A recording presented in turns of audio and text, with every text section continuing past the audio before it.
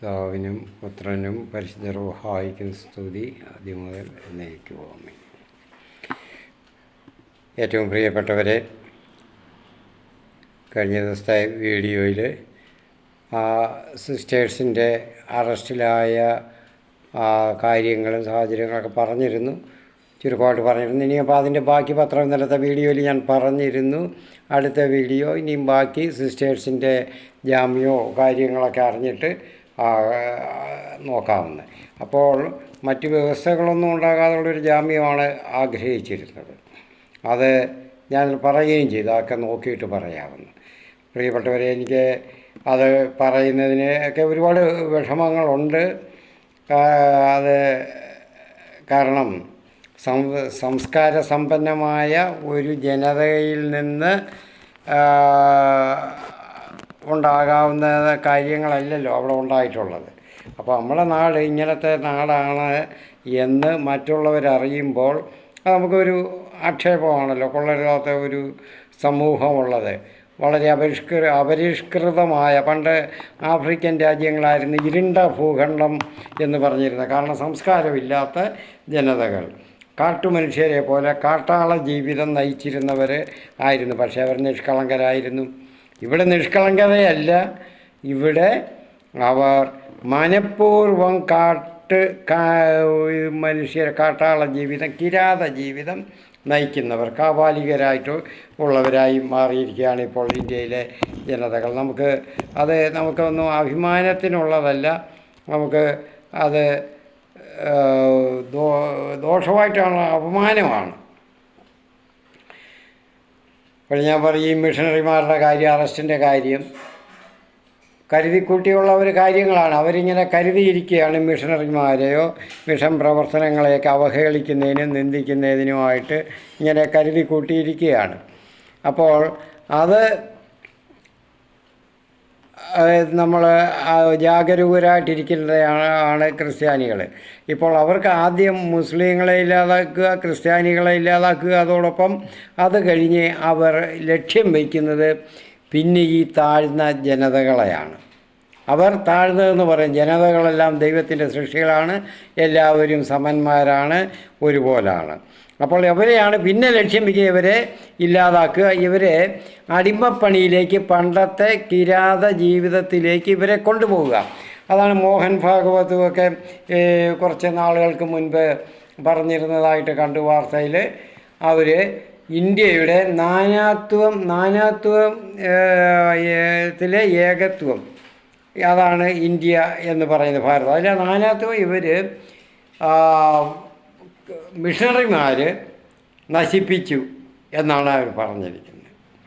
അപ്പോൾ അതിൻ്റെ മനുസ്മൃതിയിൽ പറഞ്ഞിട്ടുള്ളതുപോലെയുള്ള അടിമ സമ്പ്രദായം, ബ്രാഹ്മണ മേധാവിത്വം, ബ്രാഹ്മണർ, ക്ഷത്രിയർ, വൈശ്യർ, അവർക്ക് പിണിയാളുകളായിട്ട് നിൽക്കാവുന്ന ശൂദ്രർ, അല്ലാതുള്ളവരെല്ലാം താഴ്ന്നവരാണ്, അധകൃതരാണ്. അവർക്ക് ജീവിക്കാൻ വഴിയില്ല, നമ്മൾക്ക് പറയാവുന്ന അധസ്ഥിതരാണ്, അല്ലാതെ അധകൃതരല്ല. എന്ന് പറഞ്ഞാൽ ഞാൻ മോശപ്പെട്ട ജീവിതത്തിൽ കഴിയുന്നവരെയാണ് അധകൃതർ എന്ന് പറയുന്നത്.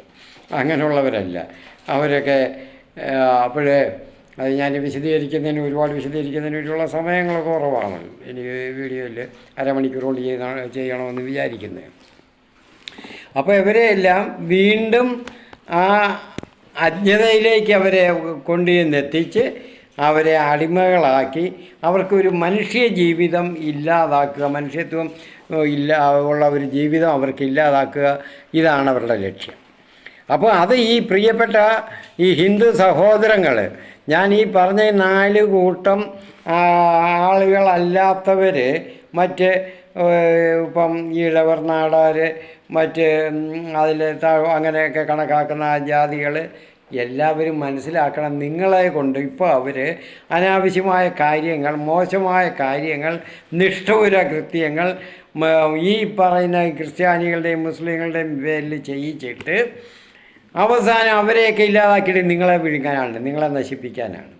അത് ഈ ജനതകൾ മനസ്സിലാക്കുന്നില്ല. ഇവിടെ കുറേ പേരൊക്കെ ഇത് ചില കമൻറ്റുകൾ, ചില കാര്യങ്ങളൊക്കെ ഇട്ടു. എൻ്റെ കാര്യത്തിലല്ല, മറ്റ് ഫോണിലൊക്കെ ഞാൻ ചിലതിലൊക്കെ കണ്ടു ചിലരുടെ ഈ സംഭവത്തെ പറ്റി. അപ്പോൾ ചിലരൊക്കെ എഴുതുന്നത്. അപ്പോൾ ഈ നായന്മാരെന്ന് പറയുന്ന ശൂദ്രരെ അവരെ ഉദ്ദേശിക്കുന്നത് അവരുടെ പിണിയാളികളായിട്ട് നിൽക്കാനാണ്, അല്ലെങ്കിൽ തട്ടിക്കളയും, അവരെ നശിപ്പിക്കും. ഇതാണല്ലോ മനുസ്മൃതി. ഈ ഇത്രയും ആകാവൂ. അപ്പോൾ ഇതൊക്കെ ഇവർ നിങ്ങൾ മനസ്സിലാക്കാതെ ആണ് ഈ കാര്യങ്ങൾ. ആണ് ഞാൻ പറഞ്ഞത്, ഹിന്ദു മതത്തെപ്പറ്റി ഹിന്ദുക്കളെന്ന് പറയപ്പെടുന്നവർ പഠിക്കണം. ഈ പറയപ്പെടുന്നവരെന്ന് ഞാൻ പറഞ്ഞതിലർത്ഥം യഥാർത്ഥത്തിൽ ഹിന്ദുക്കളല്ല. അത് ഇവരെ എത്ര പേരുണ്ടെന്ന് എത്ര ശതമാനം ഉണ്ടെന്ന് പറയാൻ പറ്റത്തില്ല. കാരണം ഇത് പഠിച്ചവരും അറിഞ്ഞവരും അവരാരും ഇത്തരം നീചപ്രവൃത്തികൾക്ക് നിൽക്കത്തില്ല, അവരത് അനുവദിക്കത്തില്ല. അപ്പോൾ അങ്ങനെയുള്ളവർ ഒരുപാട് പേര് കേരളത്തിലുണ്ട്, ഇത് അനുവദിക്കാത്തവർ. കേരളത്തിൽ ധാരാളം ഇന്നും നമ്മൾ ഏകോദര ഭാവേന അങ്ങനെ ജീവിക്കുന്ന ഒരു സമൂഹമാണ് കേരളത്തിൽ ഈ പറയപ്പെടുന്ന എല്ലാ ജനതകളും കൂടെ ചേർന്ന്. ഇനി അതും കൂടെ ഇല്ലാതാക്കാനുള്ള പരിപാടികളാണ് അവിടുത്തെ അവർ ആസൂത്രണം ചെയ്യുന്നത്. പ്രിയപ്പെട്ടവരെ, മിഷണറിമാർ ചെയ്യുന്നത് ഇങ്ങനെ തൂത്തെറിയപ്പെട്ട് അവരെ അധസ്ഥിതരായിട്ട് കണക്കാക്കി അവരുടെ അടിമപ്പണിക്ക് വേണ്ടി അവർ കണക്കാക്കുകയാണ് മറ്റ് ജാതിക്കാരെ. അപ്പോൾ അവരുടെ ഇടയ്ക്ക് ഈ മിഷണറിമാർ കടന്നു ചെന്ന്, ഞാൻ ഇന്നലെ പറഞ്ഞു, ബൈബിളിൽ യെശയ്യാ പ്രവാചകൻ്റെ പുസ്തകത്തിൽ 9-ാം അധ്യായം 2-4 ആ വാക്യങ്ങളിൽ പറയുന്നുണ്ട്. അവർ അങ്ങനെ അന്ധകാരത്തിൽ കഴിയുന്ന ജനതകൾ, അന്ധകാരം എന്ന് പറയുന്നില്ല, ഞാൻ പറഞ്ഞിരുന്നു, ഹൃദയത്തിൽ ആത്മാവിൽ അന്ധകാരം എല്ലാം നശിച്ചു, ഇനി ഒരു പ്രത്യാശയുമില്ല, ആശയില്ല ജീവിതത്തിൽ, എങ്ങനെയെങ്കിലും ചത്തൊടുങ്ങുക അതെല്ലാം ചെയ്തും കൊണ്ട് എന്നുള്ള ആ ജനതകൾക്ക് അവർക്കൊരു ഉദയരശ്മി, അവർക്ക് വേണ്ടി ഒരു പ്രത്യാശയുടെ രശ്മി ഇതാ ഉദയം ചെയ്തിരിക്കുന്നുവെന്ന് ക്രിസ്തുവിനെ പറ്റിയാണ് പറഞ്ഞത്. അപ്പോൾ ഈ സുവിശേഷം എല്ലായിടത്തും അറിയിക്കണം ഞങ്ങൾ. അത് എല്ലാ ജനതകളുടെയും എല്ലാവരുടെയും കടമയാണ്. അത് ഏത് മതമൊന്നുമില്ല, എല്ലാവരുടെയും കടമയാണ്. ആ ഉദയരശ്മി, ആ ദിവ്യ ജ്യോതിസ് ആ ഹൃദയത്തിൽ സ്വീകരിച്ച് ഹൃദയത്തിൽ അടിഞ്ഞുകൂടിയിരിക്കുന്ന ഈ അന്ധകാരം, കടുത്ത ഇരുട്ട് നീങ്ങി അവർ വെളിച്ചത്തിലേക്ക് വരണം. അതാണ് ഇവിടെ മിഷണറിമാർ ചെയ്യുന്നത്. അവർക്ക് അതിലെ ശുശ്രൂഷകൾ ഇവരുടെ സുഖഭോഗത്തിനായിട്ടാണ് ഈ താഴ്ന്ന വർഗക്കാരെന്ന് അവർ പറയുന്നവരെ അവർ കണ്ടിരിക്കുന്നത്. അപ്പോൾ അങ്ങനെ സുഖഭോഗ വസ്തുക്കളായിട്ട് ഉപയോഗിച്ച സ്ത്രീകളെയും പെൺകുട്ടികളെയൊക്കെ ഇങ്ങനെ ഉപയോഗിക്കുകയാണ്. അവരുടെയൊക്കെ കാമകളികൾക്കും എല്ലാം വേണ്ടി തൃപ്തിക്ക് വേണ്ടിയൊക്കെ ഉപയോഗിച്ചിട്ട് അവർ മരിക്കും. അതിൻ്റെ ഞാൻ വിശദീകരിച്ച് ഓരോമല്ല 4-5 കൂട്ടം കാര്യങ്ങൾ ആ കാര്യത്തിൽ പറയാനുണ്ട്, വിശദീകരിച്ച്. അത് പക്ഷേ വീഡിയോ നമുക്ക് ചിലപ്പോൾ 2 മണിക്കൂറൊക്കെ എടുക്കേണ്ടി വരും. ഓരോന്ന് പറയുമ്പോൾ അത് വിശദീകരിക്കണമല്ലോ. അതുകൊണ്ട് ഞാൻ ചുരുക്കുകയാണ്. പലർക്കും അറിയാവുന്ന കാര്യങ്ങളാണ്. അപ്പോൾ ഇങ്ങനെ അവരുടെ സംതൃപ്തിക്ക് വേണ്ടി ഉപയോഗിച്ച് കഴിഞ്ഞ് ഉച്ഛിഷ്ടമായിട്ട് കരുതുന്നവരെ അവർ എവിടെയെങ്കിലും തെരുവോരങ്ങളിലും കുറ്റിക്കാടുകളിലും മറ്റും ഉപേക്ഷിച്ച് അങ്ങനെ കഴിയുന്നത് അല്പമെങ്കിലും ജീവസ്പന്ദനം അവരിലുണ്ടെങ്കിൽ അവരെ കോരി എടുത്തുകൊണ്ടുവന്ന് ശുശ്രൂഷിച്ച് വീണ്ടും ജീവിക്കുന്നുവെങ്കിൽ മനുഷ്യരാക്കി അവരെ ജീവിക്കാൻ ഉതകുന്ന വിധത്തിൽ അവരെയും അവരുടെ കുടുംബങ്ങളെയും പ്രാപ്തരാക്കുകയാണ് ഈ മിഷണറിമാർ ചെയ്യുന്നത്. മിഷണറിമാരെന്ന് പറയുന്നത് ഈ സന്യസ്തർ, അത് വൈദികരുണ്ട്, കന്യാസ്ത്രീകളുണ്ട്. ഇവിടെ ഈ കന്യാസ്ത്രീകളുടെ കാര്യമാണ് പറയുന്നത്. അപ്പോൾ അല്ലാതെ വൈദികരുടെ കാര്യമൊക്കെ പറഞ്ഞാൽ ഇന്നലെ സ്റ്റാൻ സ്വാമിയുടെ കാര്യം പറഞ്ഞു, വെള്ളം പോലും കൊടുക്കാതെ മാസങ്ങളോളം ജയിലിലിട്ടിരുന്ന് കൊന്നത്. അത് ഇതൊക്കെ പറയുമ്പോൾ ഇച്ചിരി വിഷമമുണ്ട്, പെട്ടെന്ന് ഒരു അടിക്ക് പറഞ്ഞ് അങ്ങ് തീർക്കാൻ പ്രയാസമുണ്ട്. അതുകൊണ്ട് പ്രിയപ്പെട്ടവരെ ചിന്തിക്കണം. നിങ്ങളും ഇങ്ങനെ ഇതിനൊക്കെ സപ്പോർട്ട് ചെയ്യുമ്പോൾ ഓരോന്ന് കമൻറ്റുകളൊക്കെ അറിയാതെയൊക്കെ എഴുതുമ്പോൾ മനസ്സിലാക്കണം, നാളെ ഇത് നിങ്ങൾക്കാണ് വരുന്നത്. അവർ ഹിന്ദുത്വം എന്ന് പറയുന്നത് അവർ ആ 4 ജാതികളെ വർഗങ്ങളെ മാത്രമേ കണ്ടിട്ടുള്ളൂ എന്ന് പറഞ്ഞാൽ 4-മത്തേത് എന്തുവാ, അവരുടെ പിണിയാളുകളായിട്ട് നിൽക്കേണ്ടുന്നവരാണ്. അല്ലാതെ അവർക്കൊരു സ്ഥാനവുമില്ല. ശൂദ്രൻ വേദം കേട്ടാൽ അവൻ്റെ കാതിൽ ഈയം ഉരുക്കി ഒഴിക്കണമെന്നാണ് മനുസ്മൃതിയിൽ. അവനിതൊന്നും പാടില്ല. അപ്പോൾ വേറൊരു അടിമയായിട്ട് അവൻ ചെയ്യണം. മറ്റുള്ളവർ മനുഷ്യരെന്നുള്ള രീതിയിൽ പദവിയിലില്ല. അപ്പോൾ ഇതിനാണോ നിങ്ങൾ കൂട്ടു നിൽക്കുന്നത്? ഈ ഞാൻ ഓരോ അഭിപ്രായങ്ങളൊക്കെ ഓരോരുത്തരൊക്കെ എഴുതുന്നതുമൊക്കെ ഓരോ കാര്യത്തിൽ അന്ന് മുതൽ ഈ അറസ്റ്റ് ചെയ്ത് അന്ന് മുതൽ ഓരോരുത്തർ എഴുതുന്നത് നിങ്ങൾ എന്താണ് ചെയ്യുന്നത് നിങ്ങൾ ചിന്തിക്കുന്നുണ്ടോ? അപ്പോൾ ചിന്തിക്കാതാണ് ഇതിൽ ചെയ്യുന്നത്. അതാണ് ഞാൻ പറഞ്ഞത്, നിങ്ങൾ ആദ്യം മതം പഠിക്കുക. ഹിന്ദു മതമായിട്ടൊരു മതമെന്ന് ഇവിടെ പെട്ടിട്ട് കുറച്ച് അതിന് 3 നൂറ്റാണ്ടുകളെ ആയിട്ടുള്ളൂ, അല്ലാതൊന്നുമില്ല, വ്യാപകമായിട്ട് അങ്ങനെ ആയിട്ടുള്ളത്. ഞാൻ അതിൻ്റെ കാര്യങ്ങളൊക്കെ പറഞ്ഞിരുന്നുവല്ലോ, ഇനി ആവർത്തിക്കുന്നില്ല. അപ്പോൾ ഇനി നിങ്ങൾ ഈ മിഷണറിമാർ ചെയ്തത് എന്താ തെറ്റ്? അതിൽ തെറ്റൊന്നുമില്ല. പകരം ഈ തെറ്റ് ചെയ്ത TTR മുതൽ ഇങ്ങോട്ട് പോലീസ് ഉദ്യോഗസ്ഥർ വരെ ഉള്ളവരാണ്. ആ പെൺകുട്ടികളെയും കൂടെ ഇപ്പം ജീവന് അവർക്കും ഭീഷണിയായിട്ട് വന്നിരിക്കുകയാണ്. കാരണം അവർ യഥാർത്ഥ ഉള്ള കാര്യം അവരങ്ങ് പറഞ്ഞു പോയി. കാരണം ഈ സിസ്റ്റേഴ്സിൻ്റെ മിഷണറിമാരുടെ കന്യാസ്ത്രീകളുടെ ഭാഗത്ത് തെറ്റില്ല. ഞങ്ങളെ സ്വന്തം കാര്യത്തിൽ ഞങ്ങൾക്ക് പൂർണ്ണ ബോധ്യമുണ്ട്, ഞങ്ങൾ അറിവുണ്ട്, ബോധ്യമുണ്ട്. ഞങ്ങൾ അങ്ങനെ ഇറങ്ങി, ജോലിക്കായിട്ട് ഇറങ്ങി തിരിച്ചാണ് അവിടെ ജോലി കിട്ടുമെന്നറിഞ്ഞു, അങ്ങനെ വന്നു. അവരുടെ സഹോദരനും ഉണ്ടായിരുന്നു എന്നൊക്കെ തീർത്ത് പറഞ്ഞാൽ ഇപ്പോഴും വീണ്ടും വാർത്തകൾ വന്നുകൊണ്ടിരിക്കുകയാണ്. അപ്പോൾ ഇത് ആരാ തെറ്റ് ചെയ്തത്? ആ TTR ബജറംഗ് ദളുകാരെ എന്തിനാണ് വിളിച്ചു വരുത്തിയത്? അപ്പം മനഃപൂർവ്വം ഒരു ഹിഡൻ അജണ്ട ഇതിനകത്തുണ്ട്. അത് ഞാൻ പറഞ്ഞതാണ്. അപ്പോൾ അവർക്കാണ് അവർ പ്ലാറ്റ്ഫോം ടിക്കറ്റ് ഇല്ല, യാതൊരു കാര്യങ്ങളുമില്ല. അവർക്ക് എങ്ങനെയാണ് നിയമം അവർക്ക് കയ്യിലെടുക്കാൻ ആരനുവദിച്ചു?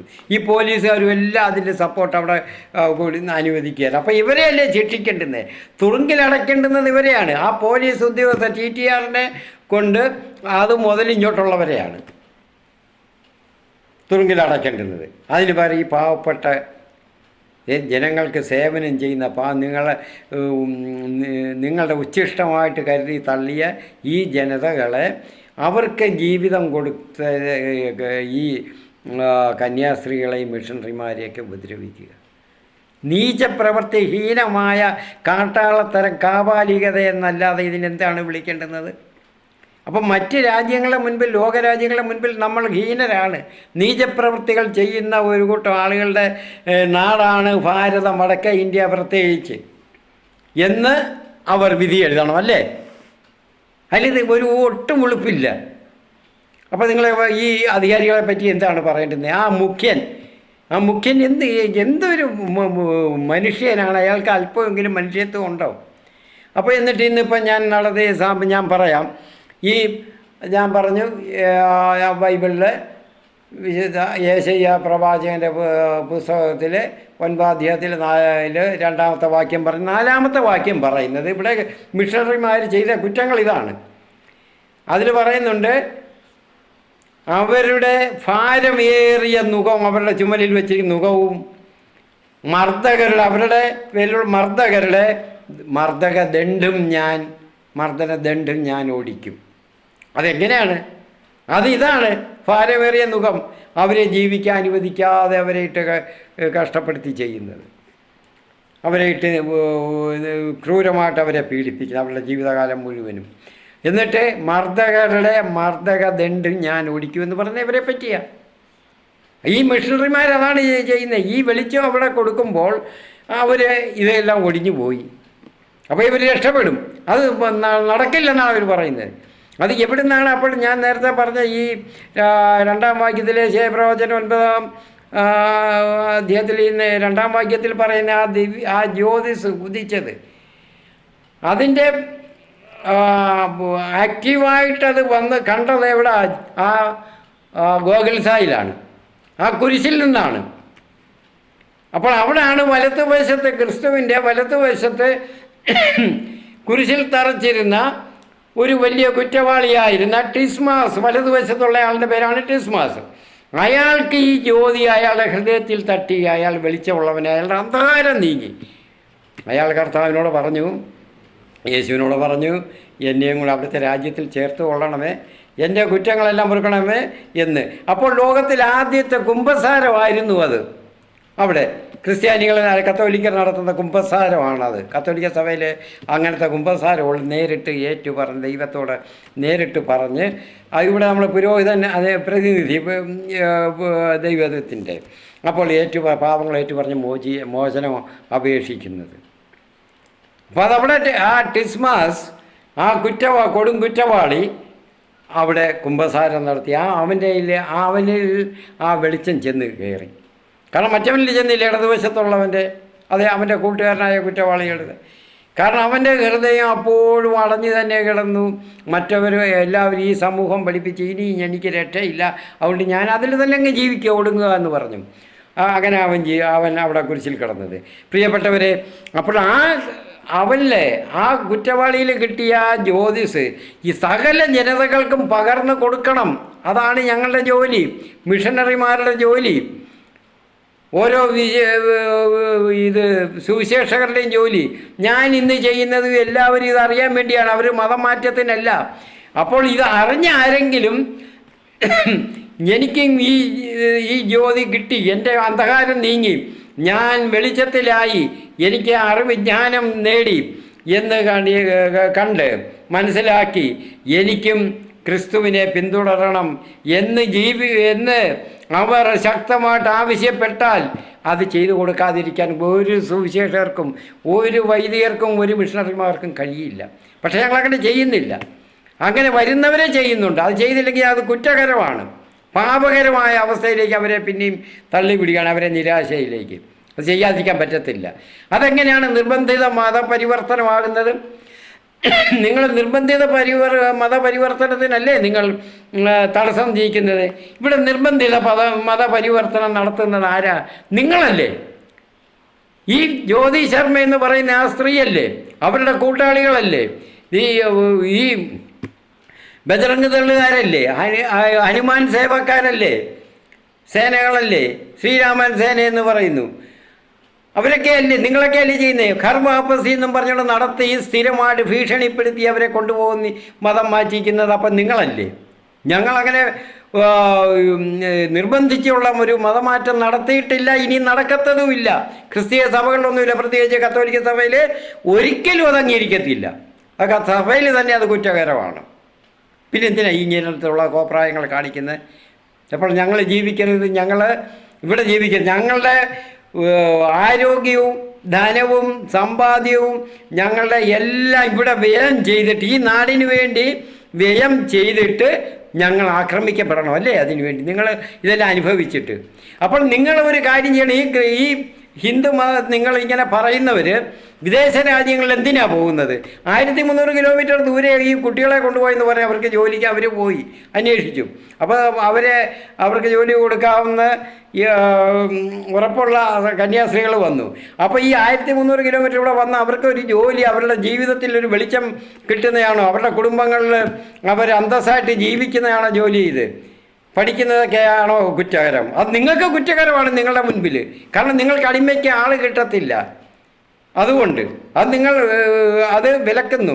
അവർ പഠിക്കാൻ പാടില്ല, നല്ല വസ്ത്രം ധരിക്കാൻ പാടില്ല, ആഹാരം കഴിക്കാൻ പാടില്ല, പഠിച്ച് ജോലിക്ക് പോകാൻ പാടില്ല. അവർക്ക് ജോലിയും കിട്ടിക്കഴിഞ്ഞാൽ പിന്നെ നിങ്ങളെ അവർ മാനിക്കത്തില്ല. അടിമകളായിട്ട് കഴിച്ചു കൂട്ടാൻ പറ്റത്തില്ല, നിങ്ങൾക്ക് തട്ടിക്കളിക്കാൻ പറ്റത്തില്ല. അവരുടെ സ്ത്രീകളെയും പെൺകുട്ടികളെയും നിങ്ങളുടെ സുഖഭോഗത്തിന് കിട്ടത്തില്ല. ഇതൊക്കെയല്ലേ നിങ്ങളുടെ ഈ മനസ്സിലുള്ള ദുഷ്ടത.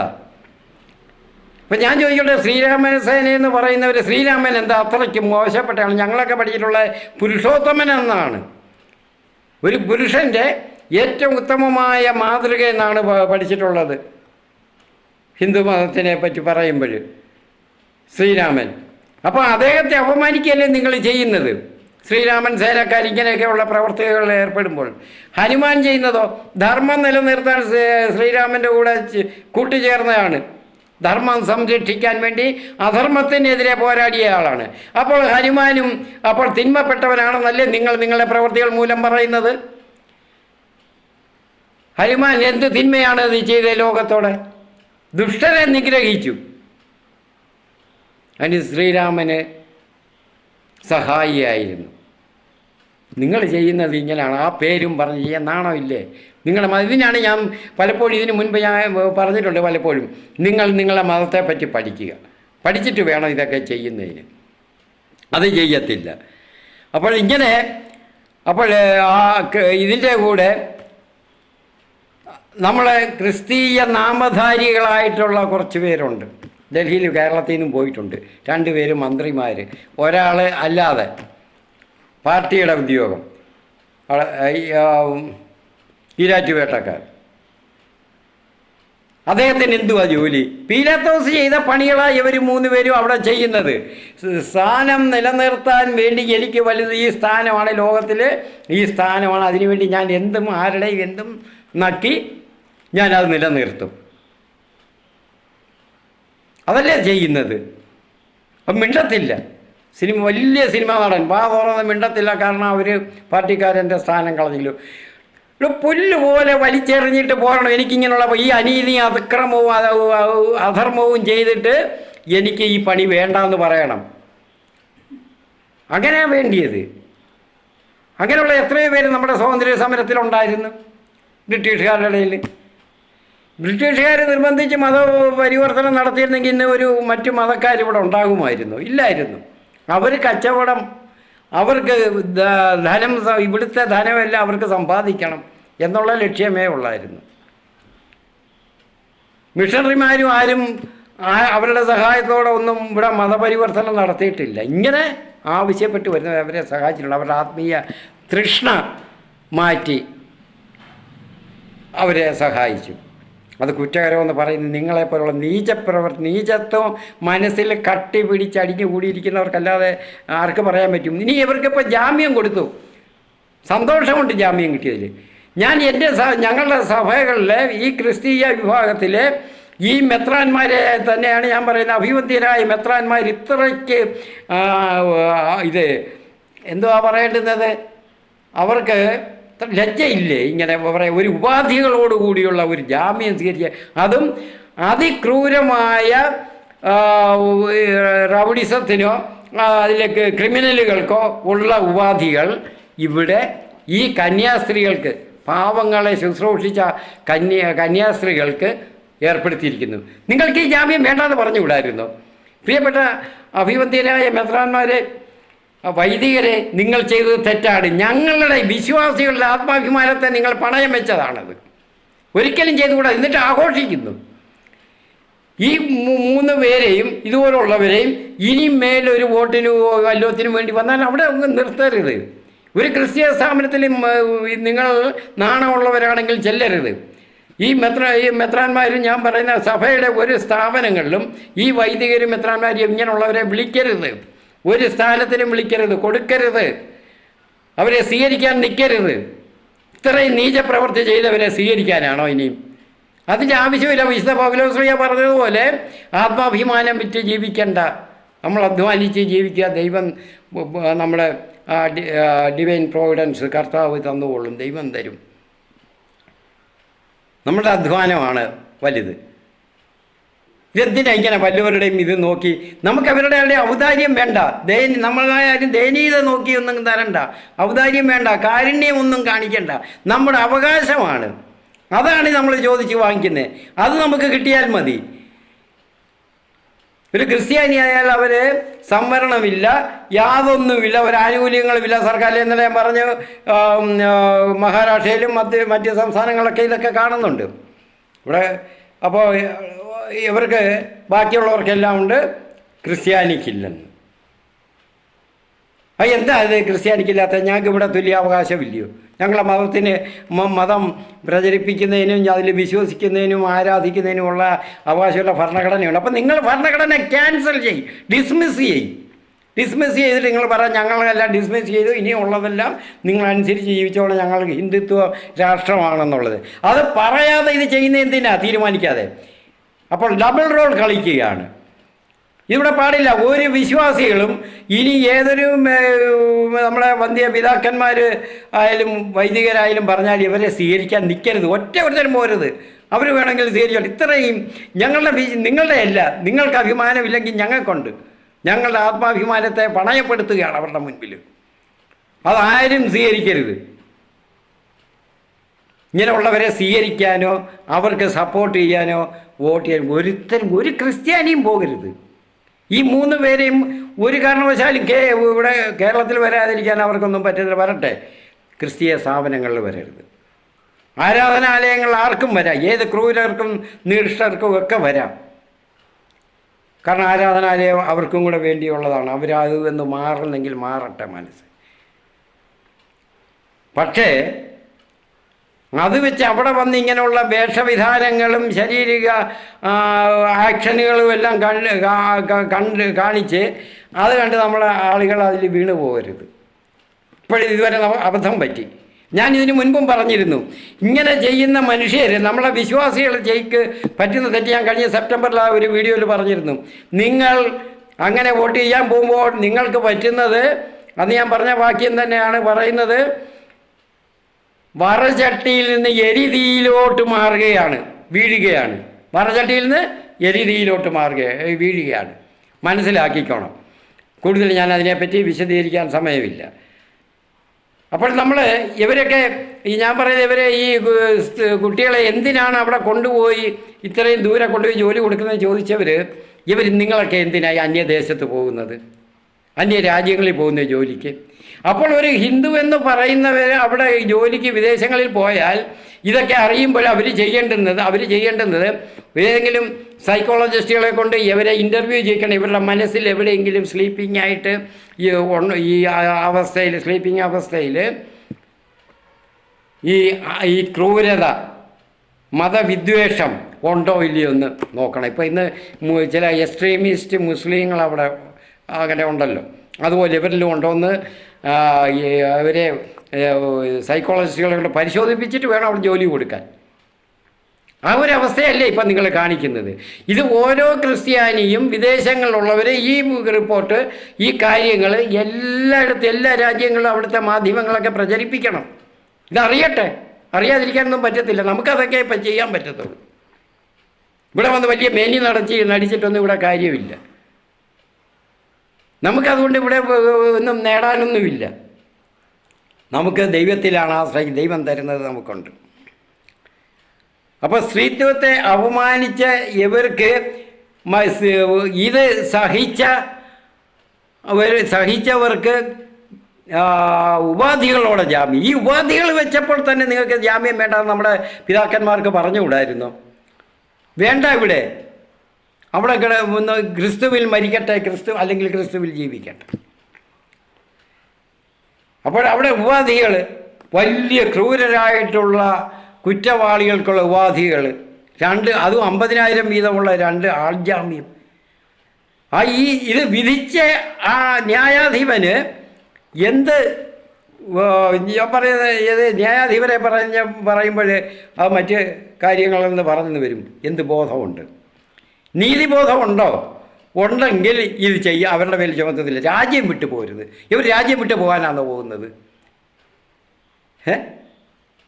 എന്തൊരു കഷ്ടം. അവർ വിളിക്കുമ്പോഴൊക്കെ ഉടനെ ഓടി വരണം. 2 ആഴ്ചയിലേക്ക് അവിടെ തന്നെ കാണണം. ഈ ഉപാധികൾ നീക്കം ചെയ്യണം. ഇവർക്ക് നീതി കിട്ടിയിട്ടില്ല ഇന്ന് വരെ. ഇനി നീതി കിട്ടണമെങ്കിൽ ഈ ഉപാധികൾ നീക്കം ചെയ്യണം. നിരുപാധിക ജാമ്യമായിരിക്കണം ആയിട്ട് പ്രഖ്യാപിക്കണം. ഈ മുഖ്യൻ ഉൾപ്പെടെ, TTR ഉൾപ്പെടെ, ഈ പോലീസുകാരുൾപ്പെടെ, ഇതിനിടപെട്ട സർക്കാർ ഉദ്യോഗസ്ഥരുൾപ്പെടെ എല്ലാവരും പൊതുമാധ്യമങ്ങളിൽ കൂടി മാപ്പ് ചോദിക്കണം. ഇവരെയൊക്കെ അറസ്റ്റ് ചെയ്യണം. ജ്യോതി ശർമ്മയെ അറസ്റ്റ് ചെയ്ത് തുറുങ്കിലടയ്ക്കണം, അറസ്റ്റ് ചെയ്യണം. എന്നിട്ട് അവരെ കൊണ്ട് പൊതുമാധ്യമങ്ങളിൽ കൂടെ മാപ്പ് പറയിക്കണം അവരുടെ ഭീകരമായ ഈ കുറ്റകൃത്യങ്ങൾക്ക്. എങ്കിലേ ഈ കന്യാസ്ത്രീകൾക്ക്, ആ കുട്ടികൾക്കും നീതി കിട്ടുകയുള്ളൂ, അവരുടെ കുടുംബത്തിനും. അല്ലെങ്കിൽ ഞങ്ങളുടെ ആത്മാഭിമാനത്തെ നിങ്ങൾ ചോദ്യം ചെയ്യുകയാണ്, നിങ്ങൾ ചവിട്ടി അരയ്ക്കുകയാണ്. അത് ഈ മെത്രാന്മാർ, നമ്മുടെ അഭിമത്യരായ മെത്രാന്മാരും വൈദികരും സമൂഹമൊന്നും അതിന് കൂട്ടു നിൽക്കരുത്. നമ്മളിതിനൊന്നും പോരുത്.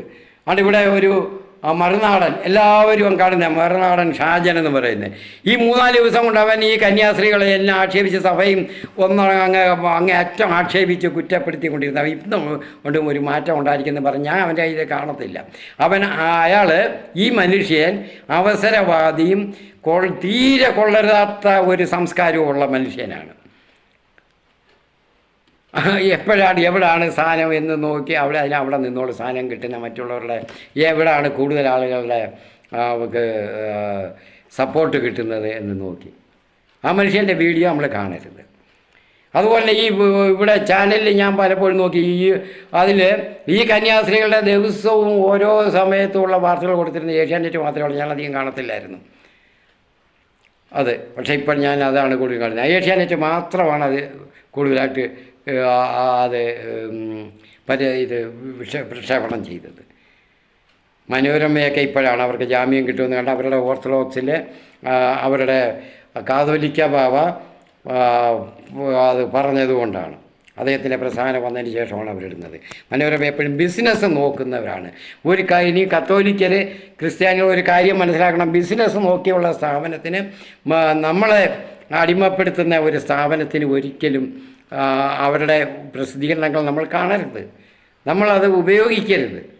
നമുക്കുണ്ട് രാഷ്ട്രദീപികയുണ്ട്.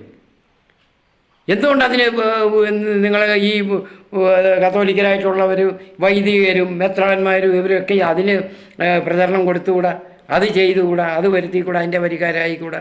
പേരിന് വരിക്കാരാകാനല്ല, നിഷേധിക്കേണ്ടതിനെ നിഷേധിക്കണം. ഇനിയുള്ള കാലത്ത് അങ്ങനെ ഉണ്ടെങ്കിലേ പറ്റുകയുള്ളൂ. അതുകൊണ്ട് എനിക്ക് അവസാനമായിട്ടൊന്ന് പറയാനുണ്ട്.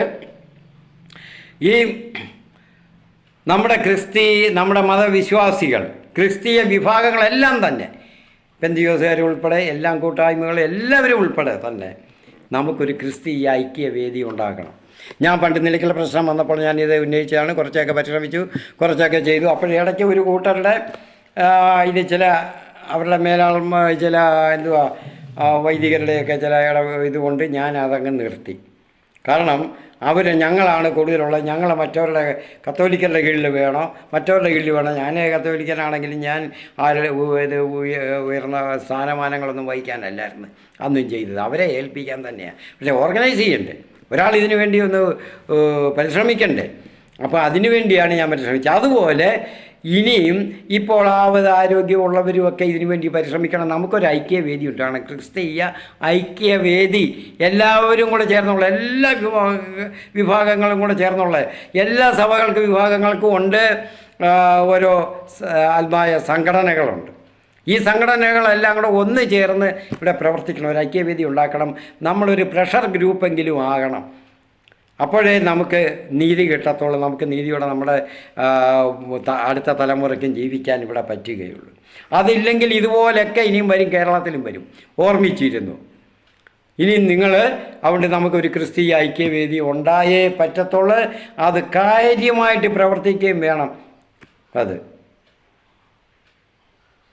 അപ്പോൾ പ്രിയപ്പെട്ടവരെ, ഞാൻ ഉദ്ദേശിച്ചാലും കൂടുതൽ സമയമാകുന്നു. ഞാൻ പറയാനുള്ള ഒരുപാട് കാര്യങ്ങൾ പറയാനുണ്ടായിരുന്നു. അത് എല്ലാത്തിനും കൂടെ അവിടെ നമ്മളെ പ്രത്യേകം ശ്രദ്ധിക്കട്ടെ. ഞാൻ ചുരുക്കട്ടെ.